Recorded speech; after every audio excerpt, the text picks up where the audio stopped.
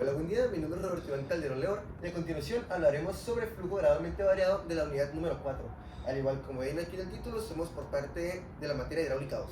Entonces, ahora hablaremos sobre que el flujo gradualmente variado es un fenómeno hidráulico de gran importancia en la ingeniería y en la gestión del agua, ya que este se manifiesta cuando la profundidad del flujo de un canal abierto experimenta ciertos cambios graduales a lo largo de la longitud de lo que sería todo este canal del que vamos a hablar o del que estamos hablando. Este tipo de flujo se produce en respuesta a variaciones en la pendiente derecho del canal, tanto como en la geometría del canal o en la presencia de estructuras, y su estudio es muy crucial para poder comprender cómo este tipo de flujo, cómo el agua se comporta y se distribuye a lo largo de todas estas condiciones. De manera introductoria, a lo largo del tiempo nos hemos dado cuenta que existen varios factores que influyen en el flujo gradualmente variado. Uno de estos pueden ser, como aquí dice, pendiente del lecho del canal. Esto básicamente es cuando la pendiente disminuye o aumenta gradualmente, el flujo de agua se empieza a ajustar para mantener el equilibrio sobre estas dos ecuaciones, que sería tanto la energía cinética como la energía potencial. Después tenemos los cambios en la geometría del canal, que estos podrían ser tanto las alteraciones en la sección transversal del canal como cambios en la anchura o en la forma de la misma. También estos pueden provocar el flujo gradualmente variado, que es de lo que estamos hablando. Estos cambios afectan tanto a la distribución de la velocidad y como de la profundidad del flujo. En la siguiente tenemos obstrucciones y estructuras.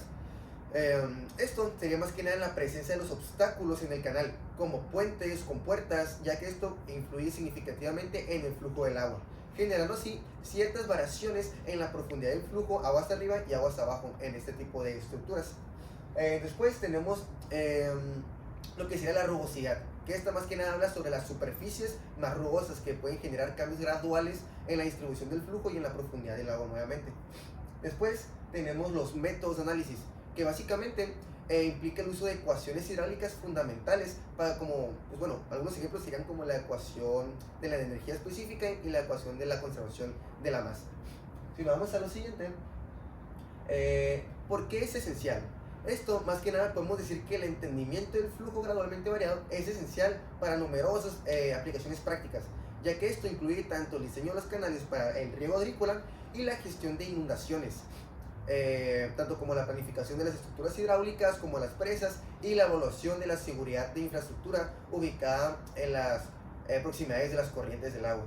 Entonces, para darle continuidad a esta introducción, hablaremos sobre el objetivo ahora, que más que nada este informe tiene como objetivo proporcionar una visión comprensiva del flujo gradualmente variado, abordando tanto la ecuación dinámica como las características, clasificación de los perfiles, sección del control, perfiles compuestos, los métodos de integración de lo que será la ecuación dinámica y por último los métodos de incrementos finitos en canales prismáticos y naturales.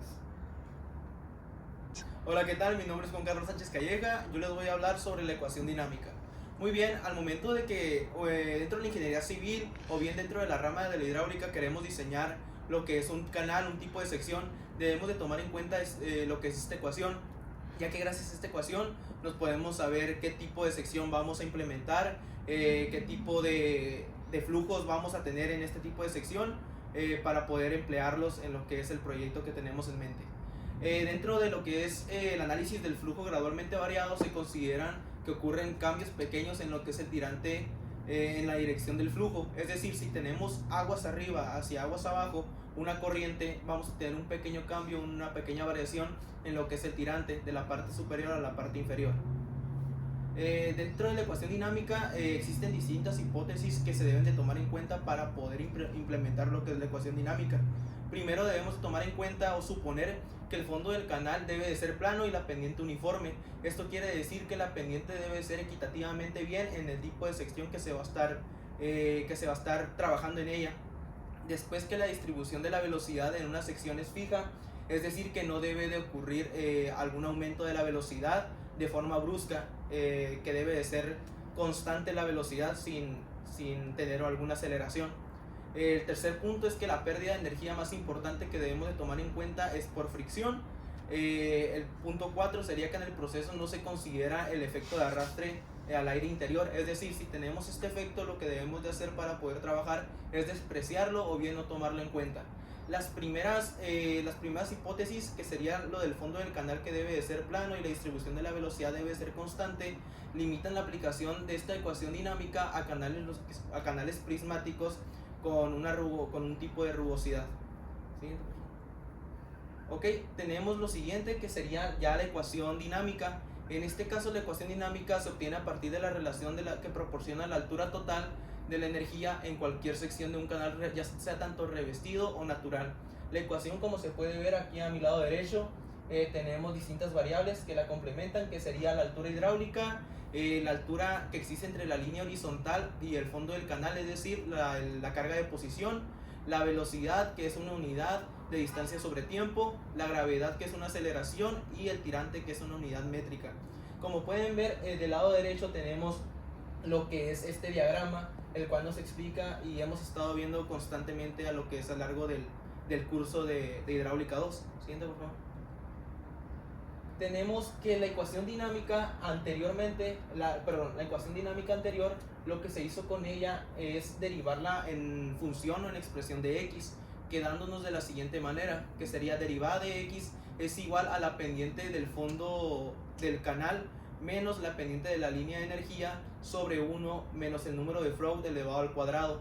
Lo cual se está haciendo con esta ecuación al derivarla es poder trabajar con las distintas pendientes que nos puede generar lo que es el diagrama ahora, despreciando lo que habíamos hablado anteriormente, y ahora trabajar en función de cada una de las pendientes que podemos ver al lado derecho.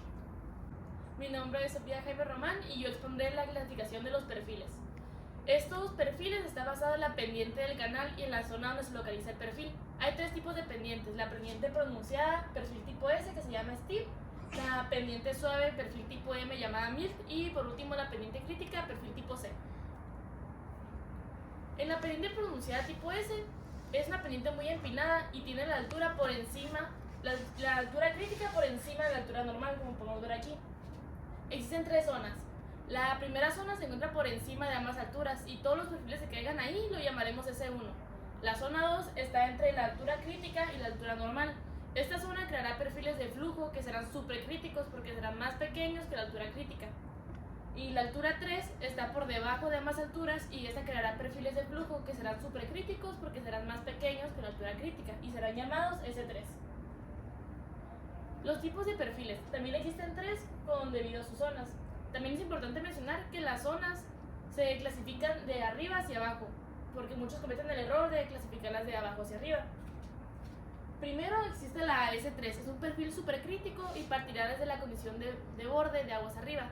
Para saber qué es aguas arriba debemos colocarnos en medio del canal viendo hacia donde está el flujo, y lo que estará a nuestras espaldas será aguas arriba y lo que está por enfrente será aguas abajo.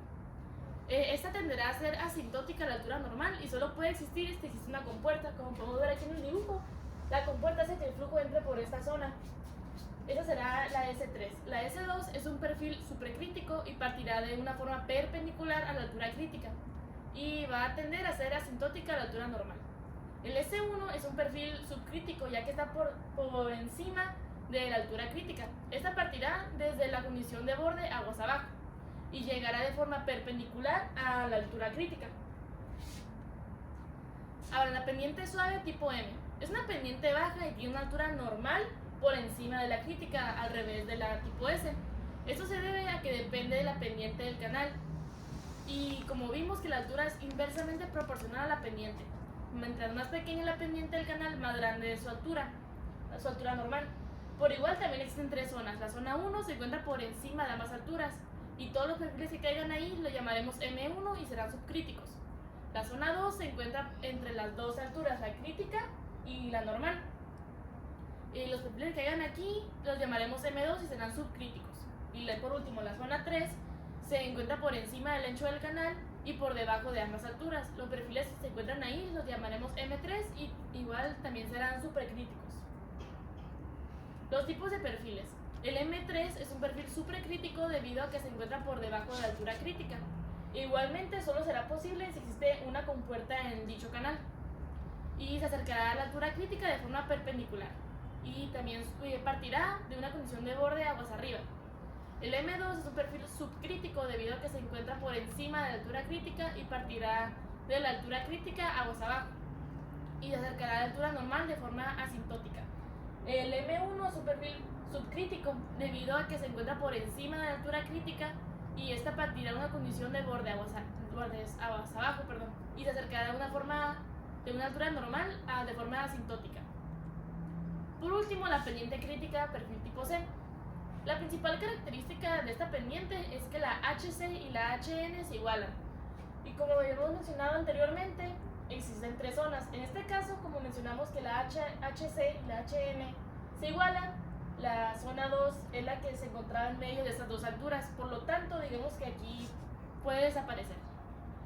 La zona 1 se encuentra por encima de las alturas y los perfiles que se encuentran ahí recibirán el nombre de C1 y serán subcríticos. Y la zona 3 se encuentra por el ancho del canal y las alturas, por el ancho del canal y por las alturas. Los perfiles que se encuentran por esa zona recibirán el nombre de C3 y serán supercríticos. Existen tres tipos de perfiles, sin embargo, solo existen dos zonas. El C3 es un perfil supercrítico ya que se encuentra por debajo de la altura crítica y partirá de una condición de borde aguas arriba y tenderá a llegar a las alturas de forma asintótica. El C2, como lo había mencionado anteriormente, pues es uniforme ya que se encuentra entre las dos alturas. Es un perfil crítico ya que el perfil se iguala a las alturas. El C1 es un perfil subcrítico debido a que se encuentra por encima de la altura crítica y partirá de una condición de aguas abajo. Hola, muy buenas tardes, días, noches. Mi nombre es Carlos Emiliano Magaña Rodríguez. Soy un estudiante de la Facultad de Ingeniería, Campus Mexicali, del programa educativo de Ingeniería Civil. El día de hoy les vengo a hablar acerca de la sección de control, lo cual una sección de control nos dice que son puntos o tramos de un canal donde las condiciones de flujo se mantendrán constantes. Esto independiente de las condiciones aguas arriba o aguas abajo, que pueden ser causadas por una variedad de factores, incluyendo los siguientes. Los mecanismos de control, los cuales podrían ser, por ejemplo, los compuertas y alcantarillas. Como compuertas o alcantarillas, estas estructuras imponen una ley de gasto o un tirante específico, que se mantienen constantes en la sección de control. Otra puede ser la sección crítica, el cual el tirante crítico depende únicamente del gasto y de la forma de la sección, por lo que cualquier intersección del perfil de flujo con la línea correspondiente al tirante crítico es una sección de control. Otro puede ser el cambio de pendiente del canal, ya que cuando la pendiente del canal cambia bruscamente se produce una sección de control en el tramo de la unión. Otro puede ser la entrada o salida de un canal. En estos puntos las condiciones de flujo pueden variar bruscamente, dando lugar a una sección de control. Bueno, ahorita voy a hablar más que nada acerca del mecanismo de control, lo cual los mecanismos de control son estructuras que se instalan en los canales para modificar las condiciones de flujo. Por ejemplo, las compuertas son los mecanismos de control más comunes. Estas estructuras se utilizan para controlar el gasto, el nivel del agua o la acción de flujo. Las alcantarillas también pueden ser consideradas mecanismos de control. Estas estructuras se utilizan para drenar el agua de un canal o conectar con dos canales. Bueno, ahora voy a hablar de la sección crítica y el tirante crítico. El tirante crítico es el tirante que separa el flujo subcrítico del flujo supercrítico. En el flujo subcrítico la velocidad del agua es menor que la velocidad del sonido. En el flujo subcrítico la velocidad del agua es mayor que la velocidad del sonido. La sección crítica es una sección de control porque el tirante crítico depende únicamente del gasto y de la forma de la sección. Por lo tanto, cualquier intersección del perfil de flujo con la línea correspondiente al tirante crítico es una sección de control. Ahora voy a hablar del cambio de pendiente, el cual, cuando la pendiente cambia en un canal, cambia bruscamente. Se produce una sección de control en el tramo de la unión. Esto se debe a que el cambio de pendiente provoca un cambio de velocidad de agua. Ahora voy a hablar acerca de la entrada y la salida. En los puntos de entrada o salida de un canal, las condiciones de flujo pueden variar bruscamente. Esto se debe a que el agua se acelera o se desacelera al entrar o salir del canal. La importancia de las secciones del canal.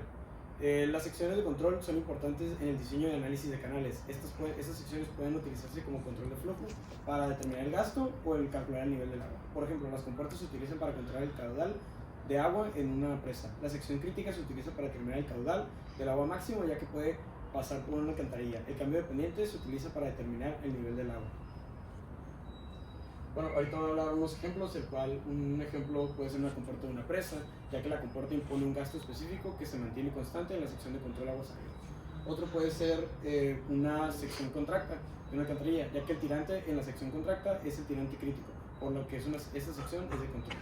Otra puede ser en un canal de pendiente mixta, el cambio de pendiente bruscamente da lugar a una sección de control, y otra puede ser la entrada a un canal. El agua se acelera bruscamente dando lugar a una sección de control.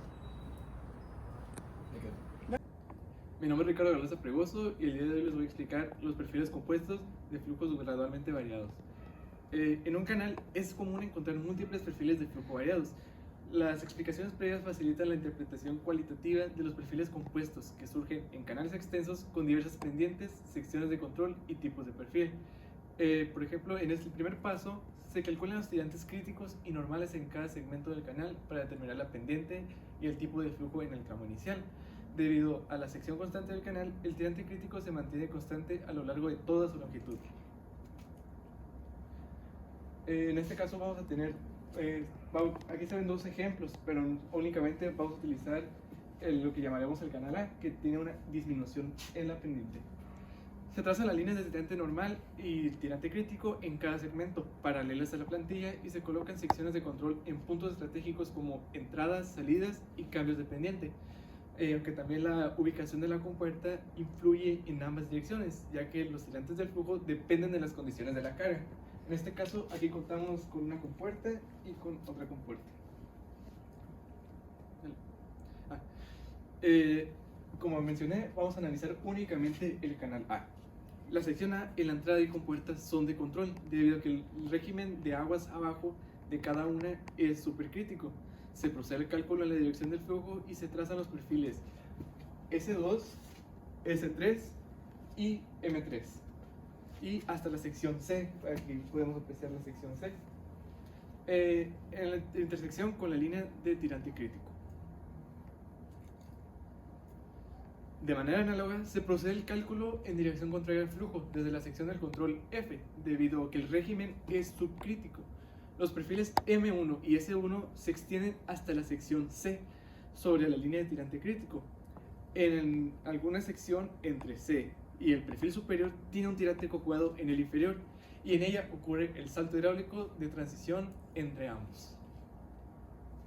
Aquí podemos observar, como por así decir, una vista ampliada del canal visto anteriormente. Se deduce que la compuerta no sirve para controlar realmente el gasto que fluye en el canal.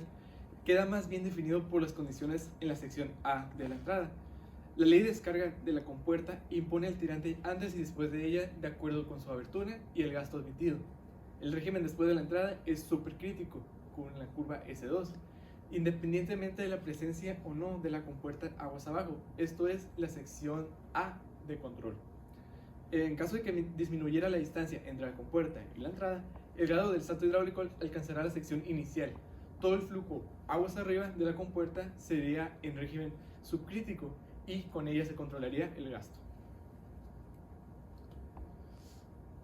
Posteriormente se procede al cálculo del perfil en régimen supercrítico hacia aguas abajo en la sección F', que se encuentra aquí, localizada un poco después de la compuerta, donde se genera el perfil M3, que aquí lo podemos apreciar, y pues el cual termina la sección donde inicia el salto hidráulico.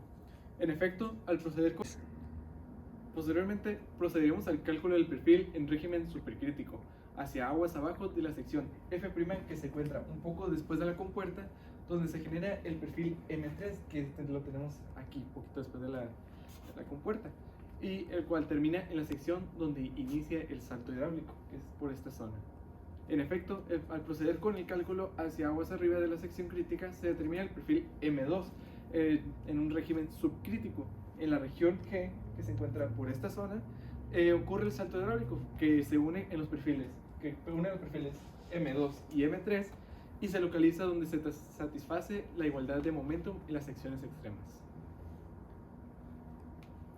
Para determinar los perfiles de flujo es necesario conocer el gasto, aunque en muchos casos no contamos con él. Se puede estimar el gasto a partir de niveles de almacenamiento o dependientes. Este proceso implica asumir un valor de gasto, calcular los perfiles de flujo aguas arriba y aguas abajo de los controles, que sería el tirante normal y el tirante crítico, y luego determinar el perfil de aguas arriba de la sección C. Este último perfil llega al almacenamiento con valores específicos de tirante y de velocidad, a partir de los cuales se obtiene la energía específica, que deberá coincidir con la disponible en la sección de entrada para el gasto considerado. Si esto no es cierto, el valor supuesto es erróneo y debe elegirse uno nuevo hasta que se llegue a la sección de entrada con la energía disponible. Mi nombre es José Alfredo García Aguilar y yo voy a hablarles sobre los métodos de integración de la ecuación dinámica. Para iniciar, voy a dar una breve retroalimentación de lo que ya mencionó anteriormente mi compañero Juan Carlos sobre la ecuación dinámica. Hablando pues de la hidráulica, las ecuaciones dinámicas son utilizadas para describir el movimiento de los fluidos. Estas ecuaciones suelen en ocasiones ser, suelen ser no lineales y complejas, por lo que su solución externa puede en ocasiones ser muy difícil o hasta imposible de obtener. La ecuación dinámica describe la relación entre la presión, el área y el caudal en un sistema hidráulico. Los métodos de integración de la ecuación dinámica se utilizan para obtener una solución aproximada de estas ecuaciones. Los métodos de integración de la ecuación dinámica para un flujo gradualmente variado se utilizan para determinar el perfil hidráulico de un canal abierto. Este perfil hidráulico representará la variación de la profundidad del agua a lo largo del canal en función de un caudal específico. Esos métodos para un flujo gradualmente variado se pueden clasificar de dos formas, en gráficos y numéricos. Empezaré por hablarles de los métodos gráficos. Estos son métodos que son simples para calcular el perfil hidráulico y se basan en la representación gráfica de la ecuación dinámica. Esos también se dividen en algunos tipos. El primero de ellos sería los gráficos de perfil hidráulico. ¿Esos qué es lo que hacen? Visualizan la variación de la profundidad del agua a lo largo del caudal para diferentes ubicaciones. Esto nos proporciona una representación gráfica del perfil hidráulico del método de integración. El método más común es el método de la curva de la energía. En este método se traza una curva de energía en un gráfico de profundidad contra longitud. La curva de energía se puede calcular a partir de la ecuación de energía para el flujo gradualmente variado. Una vez que se ha trazado la curva de energía, se puede determinar el perfil hidráulico siguiendo la curva de energía desde la entrada del canal hasta su salida. El siguiente tipo sería los diagramas de energía específica. Estos pues representan la energía específica en función de la distancia a lo largo del canal. Estos diagramas pueden mostrar cómo la energía específica cambia a medida que avanza el flujo gradualmente variado. Los segundos métodos serán los métodos numéricos. Estos son más precisos todavía que los métodos gráficos, pero requieren un mayor esfuerzo computacional. Estos métodos se basan en la discretización, que es el proceso matemático mediante el cual vamos a obtener resultados aproximados de la ecuación. En esta ocasión sería de la ecuación dinámica en un conjunto de puntos. Igual, tienen varios tipos. El primero sería el método de Euler, que este método es un método simple y directo, aunque es menos preciso que otros métodos que les mencionaré a continuación. Este pues nos puede ser útil para algún problema simple. El segundo método sería el método de Runge-Kutta. Estos métodos son de orden superior y son ampliamente utilizados debido a que cuentan con una mayor precisión. Estos métodos mejoran las aproximaciones de la solución en comparación con el método de Euler. Y el tercer método es el método de Adams-Bachelor-Moulton. Este método es un método numérico, pues es más preciso todavía que los anteriores, pero también es muy lento y es muy difícil de implementar. En general, pues el método de Euler, hablando de los tres métodos, el método de Euler es el adecuado para problemas simples que no requieren una presión tan grande. El método de Runge-Kutta es adecuado para problemas más complejos con requisitos medianos. Y el método de Adams-Bachelor-Moulton es el adecuado para problemas complejos con una precisión que requiere una precisión mayor. Ahora hablando de los métodos numéricos, nuevamente, en la hidráulica son herramientas que son utilizadas para resolver problemas dinámicos. Estos métodos se utilizan para modelar una amplia gama de fenómenos, como lo puede ser el flujo de aguas en ríos y canales, el flujo de aguas en turbinas, el flujo de agua en tuberías y el flujo de agua en presas. Hablando ya en general, pues los métodos gráficos, como ya los mencioné anteriormente, son adecuados para problemas simples con requisitos de presión baja, y los métodos numéricos son para problemas complejos con requisitos de presión alto. Pasaré a las ventajas y desventajas que tienen estos métodos. Pues las ventajas de los métodos gráficos pues son fáciles de implementar y pues requieren muy poco esfuerzo computacional, y sus desventajas pueden ser inexactos o a veces no nos sirven para problemas complejos. Hablando de los métodos numéricos, sus ventajas es que son muy precisos, como ya lo mencioné anteriormente, para algún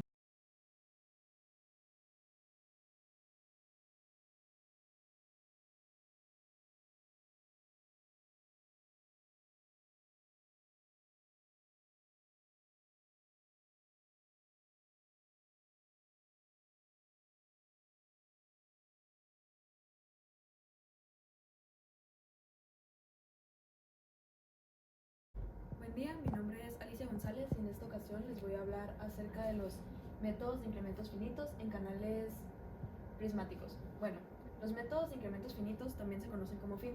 Estos son un conjunto de técnicas numéricas que se utilizan para la resolución de problemas de flujo de fluidos. Esto hablando en un contexto de canales prismáticos, porque también lo hay para no prismáticos. Bueno, con esto me refiero a, por ejemplo, un canal de sección rectangular, trapezoidal, secciones compuestas, semicircular y circular.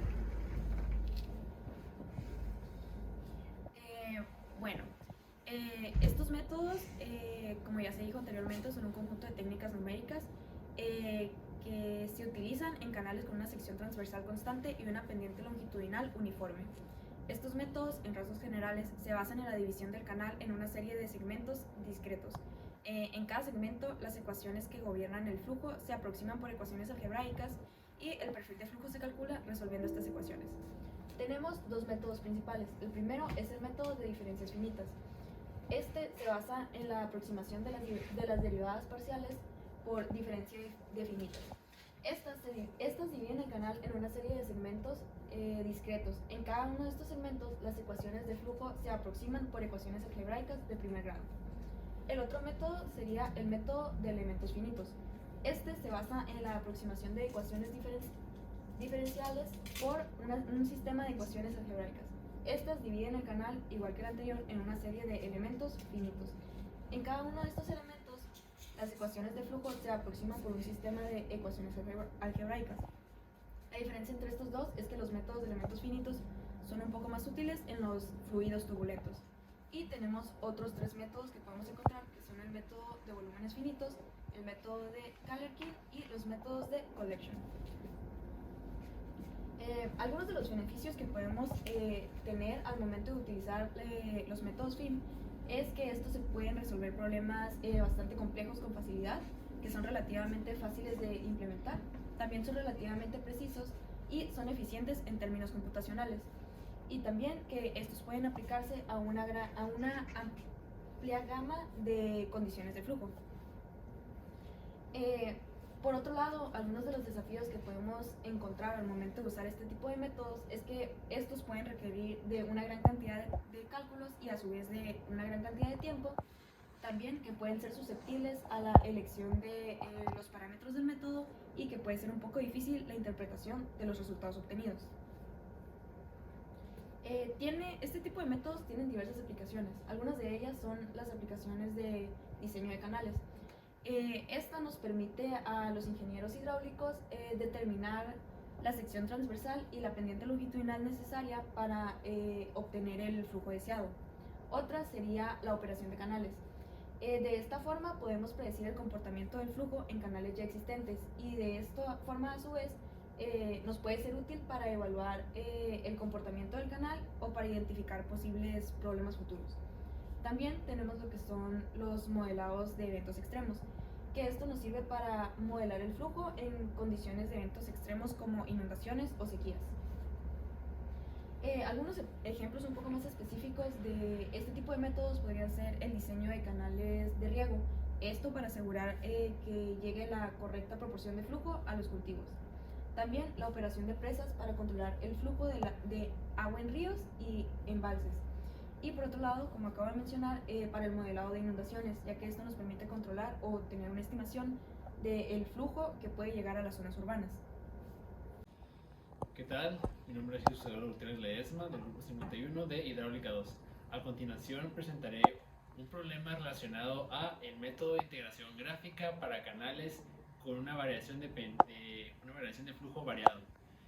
Primero que nada, procederé a explicar el enunciado de nuestro problema, el cual dice así: un canal trapezoidal de 2.4 metros de solera con un talud de 3 a 2 con una rugosidad n igual a 0.016 tiene una pendiente de la solera del canal del 0.5%.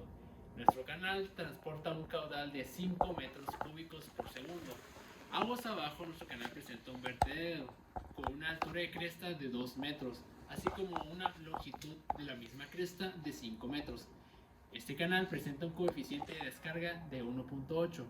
Este problema nos pide graficar y clasificar la curva del remanso, así como el perfil de nuestro flujo variado. Cabe mencionar que nuestro problema iniciará con una Y o Y1 inicial de 1.8 metros. Esto hasta el final de nuestro vertedero. En la imagen que tenemos aquí abajo nos presentaría la figura de nuestra sección, en este caso trapezoidal, así como el comportamiento que tiene nuestro canal aguas abajo, con nuestro vertedero, el comportamiento del mismo y la variación del mismo flujo. Primero que nada, el primer paso sería rescatar los datos que nos arroja el problema. Del mismo enunciado podemos obtener que nos da una B de 2.4 metros, que sería nuestra solera, una Z de 1.5, una rugosidad de 0.016, una pendiente de 0.0005, un caudal de 5 metros cúbicos por segundo, la longitud de nuestra cresta de 5 metros, el perímetro de 2 metros, el coeficiente de descarga de 1.8 y nuestra Y inicial, que es de 1.8 metros. El siguiente paso es determinar y plantear las fórmulas que nos ayudarán a resolver nuestro problema. Empezaremos con la fórmula del gasto en función de la velocidad de Manning. El área de nuestra sección, que en este caso sería trapezoidal, por lo cual usaremos la fórmula del área de nuestra sección trapezoidal, así como el perímetro mojado de nuestra misma sección trapezoidal, el espejo del agua, igualmente trapezoidal. Y para ayudar a resolver nuestro problema necesitaremos de dos variables, como mis compañeros antes mencionaron, que son el tirante crítico y la Y normal. Esta fórmula proveniente de la velocidad de Torricelli nos ayudará a encontrar nuestro tirante crítico, y para el tirante normal utilizaremos nuestra fórmula del caudal en función de la velocidad de Manning. Más adelante también ocuparemos la fórmula del gasto para secciones controladas, y por último nuestro diferencial de X proveniente del problema para resolución de la gráfica para los flujos variados. El siguiente paso consiste en, como antes mencioné, encontrar nuestro tirante normal. Para eso utilizaremos nuestra función del gasto en función de la velocidad de Manning. En la misma ecuación sustituiremos los valores que obtuvimos anteriormente en los datos, lo cual nos arroja un tirante normal de 1.11 metros. Nuestro siguiente paso es encontrar el tirante crítico.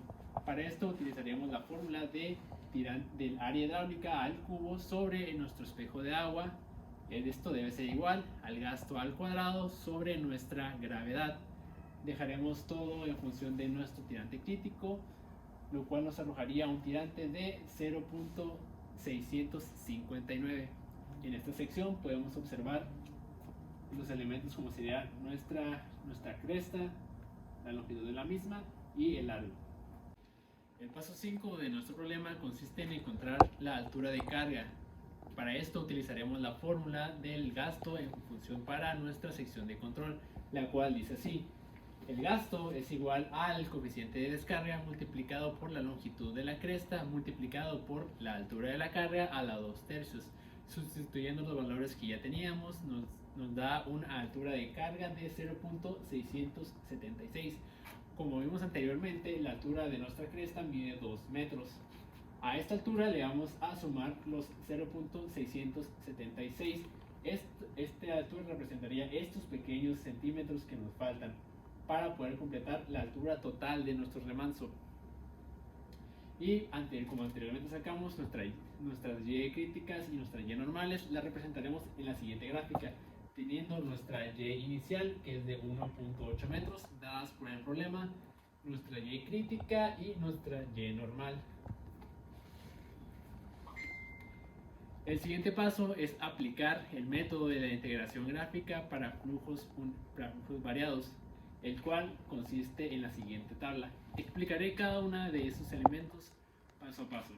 Primero que nada comenzaremos con nuestro incremento para cada tirante, el cual está dado por la diferencia de alturas de nuestra Y final, que en este caso, como mencionamos, es 2.676 menos nuestra Y final, que es 1.8. Esto dividido entre 10. Lo dividimos entre 10 porque esas van a ser las secciones en las cuales se va a dividir nuestro flujo variado. Podrían ser más, podrían ser menos. Esto dependerá totalmente de la persona que esté realizando este ejercicio. Como podemos observar, nos da un incremento de 0.0876. Este incremento se irá aumentando para cada tirante. Por ejemplo, 1.8 más 0.876 nos da 1.876 y así sucesivamente se irá incrementando este valor hasta llegar a nuestros 2676. La siguiente columna B representará nuestro ancho de solera. Este será constante durante toda nuestra sección trapezoidal. El siguiente columna es nuestra área hidráulica. Para eso utilizaremos la fórmula de área hidráulica para una sección trapezoidal, la cual fue antes mencionada. Nuestra siguiente columna representará nuestro espejo de agua, igualmente dada para el espejo de agua para secciones trapezoidales.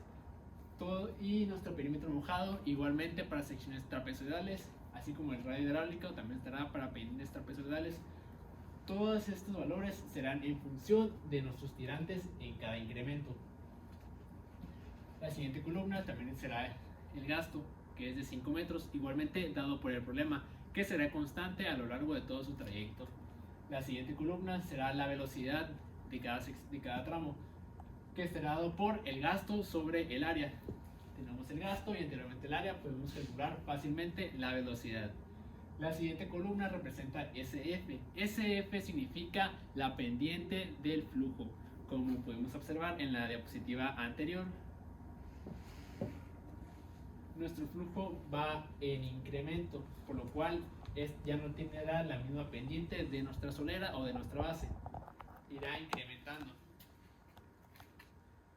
por lo cual estará dado por el producto de velocidad que ya tenemos multiplicado por nuestra rugosidad, que es de 0.016, sobre el radio hidráulico a la 2/3, que igualmente calculamos. Todo esto elevado al cuadrado. Nuestra siguiente columna representará 1 menos el gasto al cuadrado por el espejo de agua sobre la gravedad por el área al cuadrado. Esto nos ayudará a calcular más adelante esta columna. Este valor representará el diferencial de X. Y la SF representará nuestro diferencial de Y para poder aplicar nuestro método de integración gráfica. El SO representará nuestra pendiente de la solera, y el SF nuestra pendiente antes calculada. El siguiente paso es calcular nuestra variación de X, que estará en función de A. En este caso será la variación, que será esta inicial, más la segunda, que será esta que tenemos aquí, multiplicado por 2 entre, así será esta más esta por la altura que tenemos anteriormente entre 2. Pues como podemos observar, esta será el área para una sección trapezoidal, que será área mayor más área menor por la altura entre 2. Esto nos va a dar la variación de X, y X será la distancia para cada tramo. Agregamos estas otras dos columnas, las cuales serían nuestra Y normal y nuestra Y crítica anteriormente calculada en las diapositivas pasadas. Estas se mantendrán constantes. Teniendo todos estos valores, nos basaremos en la siguiente gráfica, la cual representará el perfil de nuestro flujo en color azul, el tirante normal y nuestro tirante crítico. Regresándonos a las diapositivas anteriores de las gráficas, tendremos que nuestro tirante crítico vale 0.59. Aplicando estas mismas fórmulas nos da una pendiente de 0.0035. Ahora sí, teniendo nuestra pendiente normal y nuestra pendiente crítica, observando la gráfica podemos observar que nuestro perfil iniciará con un tipo de perfil tipo L, y como nuestro tirante inicial es mayor a nuestro tirante normal e igualmente es mayor a nuestro tirante crítico, este será de tipo 1. Entonces, en conjunto, nuestro perfil de flujo representará un perfil de tipo L1.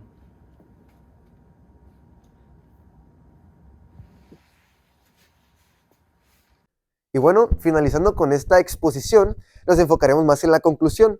Entonces, podemos decir que la consideración del flujo gradualmente variado en canales es como un componente crítico en la ingeniería hidráulica, ya que este aborda tanto la complejidad de los cambios graduales en la superficie tanto de los canales y ríos. Este fenómeno ocurre más que nada cuando el flujo de agua se ajusta a variaciones suaves en la inclinación del terreno, dando como resultado cambios a la profundidad y a la velocidad del agua.